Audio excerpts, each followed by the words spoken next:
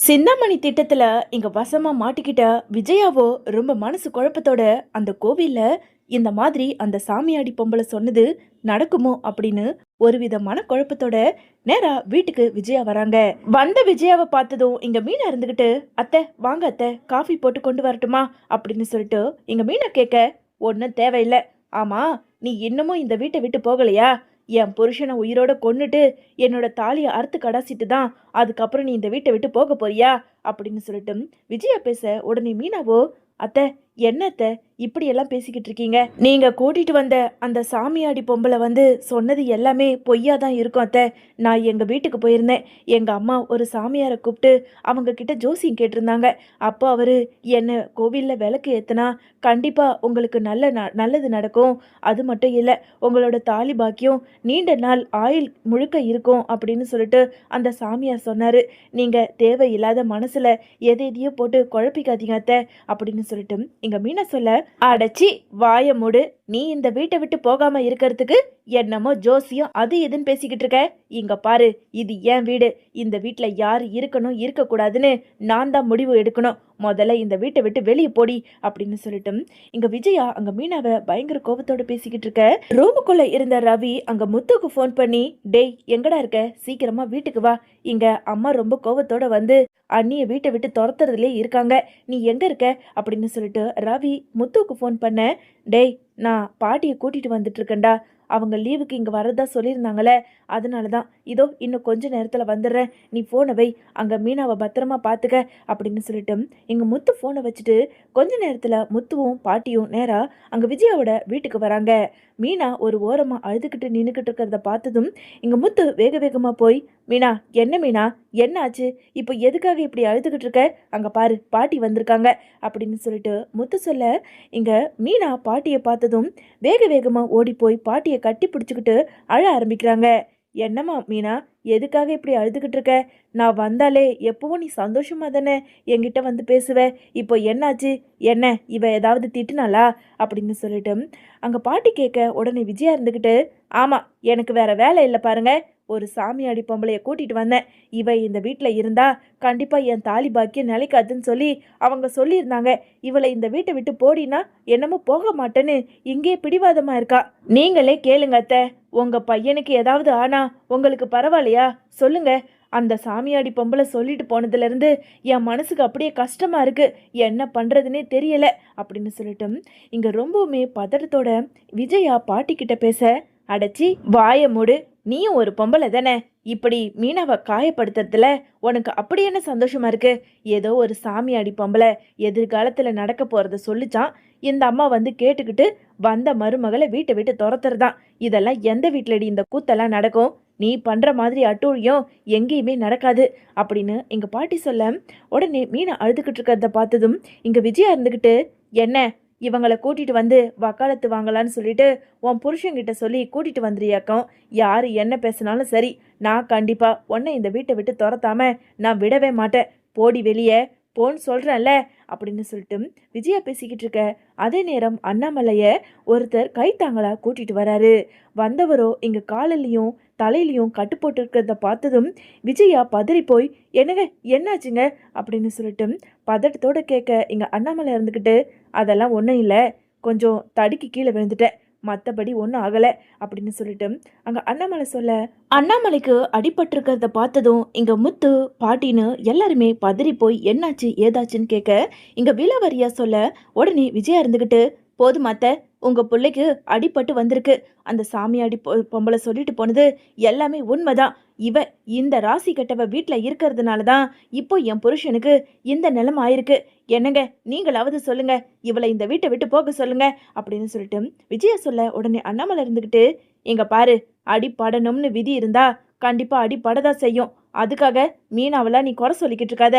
பேசாம போய் உன் வேலையை பாரு.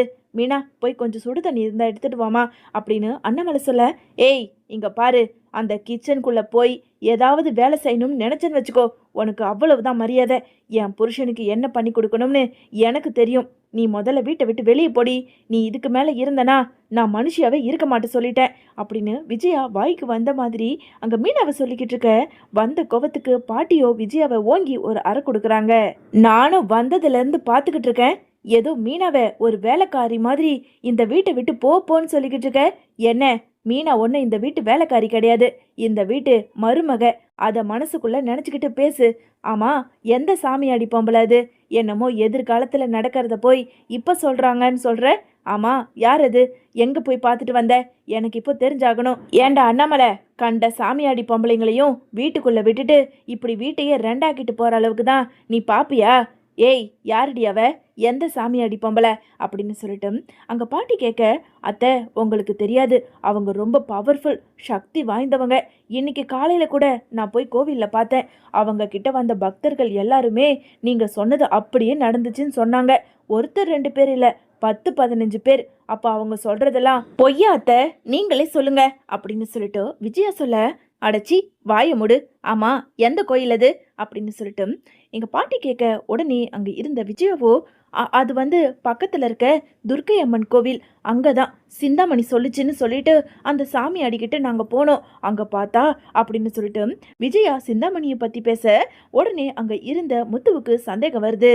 அப்பா பாத்தீங்களாப்பா, அந்த சிந்தாமணி கூட சேராத, சகவாசம் வச்சுக்காதன்னு அம்மா கிட்ட நீங்க எத்தனை தடவை சொல்லியிருக்கீங்க. அப்பவும் அந்த சிந்தாமணி சொல்லி தான் அந்த சாமியாடி பொம்பளைய போய் இவங்க பார்த்துருக்காங்க.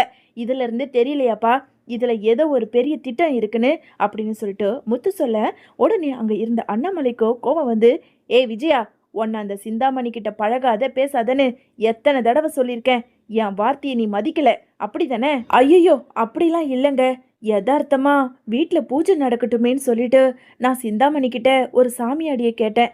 அவங்க சொல்லி தான் அதுக்கப்புறம் இவங்கள வர வச்சேன். அப்புறம் இந்த மாதிரி சொல்லிட்டாங்களேன்னு மனசுக்கு ரொம்ப கஷ்டமாக இருக்கும்போது தான் அவங்க அந்த கோயிலுக்கு கூட்டிகிட்டு போயிருந்தாங்க. பார்த்தா அந்த சாமியாடி பொம்பளையை பற்றி அவ்வளோ பெருமையாக சொல்லிக்கிட்டு இருக்காங்க. இப்போ சொல்லுங்க, அந்த பொம்பளை சொல்கிறது பொய்யா என்ன? வேண்டாங்க, உங்களோட இந்த நிலைமைக்கு இருக்கிறதுக்கு காரணம் கூட இந்த மீனா தாங்க. இவளை முதல்ல வீட்டை விட்டு துரத்துங்க அப்படின்னு சொல்லிட்டு விஜயா இங்க ரொம்ப கெஞ்சி கேட்டுக்கிட்டு இருக்க. உடனே இங்க மீனாவோ அழுதுகிட்டு இருக்க. அதே நேரம் இங்க முத்து இருந்துகிட்டு, ஆமா, எந்த கோவில் சொன்னீங்க? பக்கத்துல இருக்க துர்க்கை அம்மன் கோயில். ஆமா, இப்போ என்ன, நீ போய் அவங்க கிட்ட வாக்கு கேட்க போறியா அப்படின்னு சொல்லிட்டு விஜயா சொல்ல, ஆமா, வாக்கு தான் கேட்க போறேன். மீனா, நீ என் கூட ஒரு நிமிஷம் வா அப்படின்னு சொல்லிட்டு இங்க முத்து மீனாவை வேக வேகமா அழைச்சிக்கிட்டு போக, உடனே அண்ணாமலையோ, முத்து எங்கப்பா போற? அப்பா, இன்னும் கொஞ்ச நேரத்தில் நான் வந்துடுறேன்ப்பா அப்படின்னு சொல்லிட்டு இங்கே மீனாவை அழைச்சிக்கிட்டு காரில் நேராக இங்கே விஜயா சொன்ன கோவிலுக்கு போக, அங்கே இந்த மாதிரி ஒரு சாமியாடி பொம்பளை சொல்கிற வாக்கெல்லாம் உண்மையா அப்படின்னு விசாரிக்க, அப்படி ஒரு பொம்பளை இந்த ஏரியாலையும் சரி இந்த கோவில்லையும் சரி யாருமே கிடையாதுப்பா அப்படின்னு அங்கே இருக்கவங்களும் சொல்ல ஆரம்பிக்கிறாங்க. உடனே இங்கே முத்துவுக்கு சந்தேகம் வருது. பாத்தியா மீனா, அந்த சாமியாடின்னு ஒரு பொம்பளை இந்த ஏரியாலையும் இல்லையா இந்த கோவிலையும் இல்லையா? அப்போ அந்த சிந்தாமணி ஏதோ பக்காவா திட்டம் போட்டு அம்மாவோட மனசை குழப்பி ஒன்ன அந்த வீட்டை விட்டு துரத்தணும்னு அந்த சிந்தாமணி நடிச்சிருக்கு. அப்போ அம்மா வழியா அந்த சிந்தாமணி ஏதோ பெரிய திட்டத்தை ஏற்படுத்தியிருக்கு. இந்த கோவிலில் நாம் விசாரிச்சா கண்டிப்பாக இன்னும் நமக்கு டீட்டெயில் கிடைக்கும், நாம் உள்ளே போகலாம் அப்படின்னு சொல்லிட்டு இங்கே முத்து மீனாவை அழைச்சிக்கிட்டு அந்த கோவில் பூசாரி கிட்ட போக, பூசாரியோ இங்கே முத்துக்கிட்ட எல்லாத்தையும் சொல்ல, சாமி, கொஞ்சம் இந்த கோவிலை சுற்றி ஏதாவது சிசிடிவி ஃபுட்டேஜ் இருந்தால் எங்களுக்கு கொஞ்சம் காட்டுங்களேன் அப்படின்னு சொல்லிட்டு இங்கே முத்து சொல்ல, அங்கே இருந்த சாமியாருமே அங்கே சிசிடிவி ஃபுட்டேஜை எடுத்து காட்ட ஆரம்பிக்கிறாரு. அதில் சிந்தாமணி இந்த மாதிரி ஏற்கனவே நிறைய கும்பல் கிட்ட பேசி அங்கங்கே பணத்தை கொடுக்கறதையும், விஜயா பேசி முடிச்சுட்டு அங்கே கோவிலில் இருந்து போனதுக்கப்புறம் அந்த சாமியாடி பொம்பளை கிட்ட சிந்தாமணி பணத்தை கொடுக்கறதையும் சிசிடிவி ஃபுட்டேஜில் பார்த்துட்டு இங்கே முத்துவும் மீனாவுக்குமே ரொம்ப அதிர்ச்சியாக இருக்கு. என்னங்க என்னங்க இது? அப்போ அந்த சாமியாடி பொம்பளை இந்த சிந்தாமணி வச்ச ஆளா? அடக்கடவுளே, ஏங்க இந்த சிந்தாமணிக்கு இப்படி ஒரு வேலை அப்படின்னு சொல்லிட்டு மீனா சொல்ல, மீனா, அந்த சிந்தாமணி ஏதோ ஒரு திட்டத்தை போட்டு அம்மா வழியா நடத்தணும்னு அது பக்காவா பிளான் பண்ணியிருக்கு. இதுல அம்மா சிக்கிக்கிட்டு இருக்காங்க. இந்த உண்மையை அம்மா கிட்ட நாம நிரூபிச்சு காட்டணும். உன்னை அந்த வீட்டை விட்டு துரத்த முடியாத அளவுக்கு பண்ணணும். மீனா, அந்த ஃபோன் எடுத்து இந்த சிசிடிவி ஃபுட்டேஜில் இருக்க வீடியோவை நீ அப்படியே கேமரால வீடியோ எடு அப்படின்னு சொல்லிட்டு மீனா கிட்ட சொல்ல, மீனாவுமே அதே மாதிரி அந்த சிசிடிவி ஃபுட்டேஜை தன்னோட ஃபோன்லேயும் ஏற்றிக்கிறாங்க. கொஞ்ச நேரத்தில் இங்கே முத்து மீனாவை அழைச்சிக்கிட்டு நேராக வீட்டுக்கு போக, என்னடா உன் பொண்டாட்டியை கூட்டிட்டு போய் அவங்க வீட்டில் விட்டுட்டு வருவேன்னு பார்த்தா மறுபடியும் எதுக்காகடா இப்படி உள்ள கூட்டிட்டு வர? ஏய், உனக்கு ஒரு தடவை சொன்னா உன் புத்திக்கு உரைக்காதா? முதல்ல வெளியே போடி, வீட்டுக்குள்ள வராத. பாரு, என் புருஷன் இருக்க நிலைமைய பாரு அப்படின்னு சொல்லிட்டு விஜயா மறுபடியும் உள்ள வந்த மீனாவை பார்த்து ரொம்ப கோபத்தோட பேச, அப்பா முதல்ல இவங்களை எதுவும் பேச வேண்டாம்னு சொல்லுங்கப்பா. விஜயா, முத்து சொல்றான்ல, வாயை முடிக்கிட்டு கொஞ்ச நேரம் அமைதியாரு. ஏயா முத்து, ஆமா எங்க போயிருந்த அப்படின்னு பாட்டி கேட்க, பாட்டி அம்மா சொல்லியிருந்தாங்களே பக்கத்துல இருக்க துர்க்கை அம்மன் கோவில அந்த சாமியாடி பொம்பளை ஏதோ குறி சொல்லிச்சுன்னு, இதோ இருக்கு பாருங்க அதுக்கான வீடியோ. அந்த வீடியோல அந்த சிந்தாமணி தான் அந்த சாமியாடி பொம்பளைய ஏதோ பணத்தை கொடுத்து கரெக்ட் பண்ணி திட்டம் போட்டு இப்படியெல்லாம் குறி சொல்ல வச்சிருக்கு. கேவலம் அந்த சிந்தாமணியோட திட்டத்துல இவங்க போய் மாட்டியிருக்காங்கப்பா. பாருங்கப்பா இந்த சிசிடிவி ஃபுட்டேஜை அப்படின்னு சொல்லிட்டு அந்த சிசிடிவி ஃபுட்டேஜை மீனா கிட்ட இருந்து வாங்கி வீட்டில் இருக்க எல்லார்கிட்டையும் போட்டு காட்ட, அதை பார்த்ததும் எங்கள் பாட்டிக்கும் அண்ணாமலைக்கும் ரொம்பவுமே அதிர்ச்சியாக இருக்கு. ஏய் பாருடி பாரு, என்னமோ அப்பாவி மீனா மேலே ஒரு பெரிய சுமையை தூக்கி போட்டு மீனாவை இந்த வீட்டை விட்டு துரத்தணும்னு நினச்சியே, பாரு நல்லா பாரு அப்படின்னு சொல்லிட்டு அங்கே இருந்த பாட்டி விஜயாவை பார்த்து ரொம்ப கோபத்தோட பேசிட்டு அந்த சிசிடிவி ஃபுட்டேஜை விஜயா கிட்ட போட்டு காட்ட, விஜயாவுக்குமே ரொம்ப அதிர்ச்சியா இருக்கு. பாத்தீங்களாமா, பாருங்க மீனா மேல பழிய போட்டு பேசுனீங்களே, அப்பாக்கு இந்த நிலைமைக்கு இருக்கிறதுக்கு காரணம் மீனா தான்னு சொன்னீங்களே, இப்போ உங்க முகத்தை எங்க வச்சுக்க போறீங்க? நல்லா பாருங்க, அந்த சிந்தாமணி தான் அந்த சாமியாடி பொம்பளை கிட்ட பணத்தை கொடுத்து இப்படி எல்லாம் பேச வச்சிருக்கு அப்படின்னு சொல்லிட்டு இங்க முத்து அந்த சிசிடிவி ஃபுட்டேஜை காட்ட, உடனே விஜயாவை பார்த்து அங்க அண்ணாமலை இருந்துகிட்டு, நீ அந்த சிந்தாமணி கூட சேர்ந்து பழகிட்டு இருக்க வரைக்கும் நீயும் விளங்க மாட்ட, மற்றவங்களையும் விளங்க விட மாட்ட. இங்க பாருமா மீனா, யாரு என்ன சொன்னாலும் சரி, நீ தான் இந்த வீட்டு மருமக. இந்த வீட்டை விட்டு நீ எங்கேயும் போக வேண்டாம். நீ முதல்ல கண்ணை தொடச்சிட்டு வீட்டுக்குள்ள போ அப்படின்னு சொல்லிட்டு அண்ணாமலை சொல்ல, உடனே எங்க பாட்டியோ விஜயாவை பார்த்து, நீ எல்லாம் திருந்தவே மாட்டியா?